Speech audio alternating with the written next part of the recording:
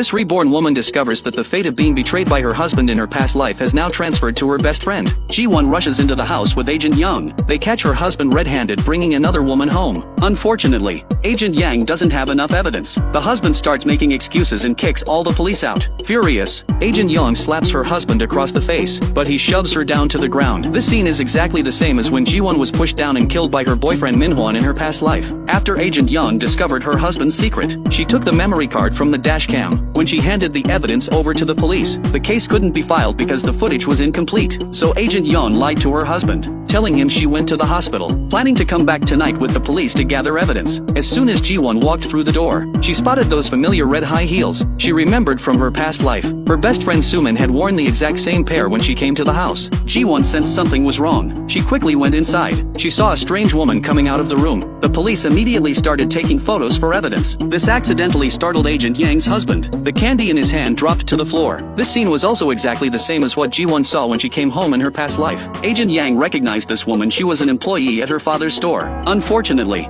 the woman and husband weren't caught in the act. The husband immediately made excuses, claiming he was just passing by to deliver kimchi. The husband thought Agent Yang was suspicious of him and angrily kicked all the outsiders out. But at this moment, Ji-won saw the table that had killed her in her previous life. She chose not to leave. She turned around, grabbed a baseball bat, and smashed the table to pieces. This scared Agent Yang's husband pale. Agent Yang walked up to her husband. She accused him of wanting to take her cancer compensation money after her death. Even at this point, the husband still had the nerve to deny it.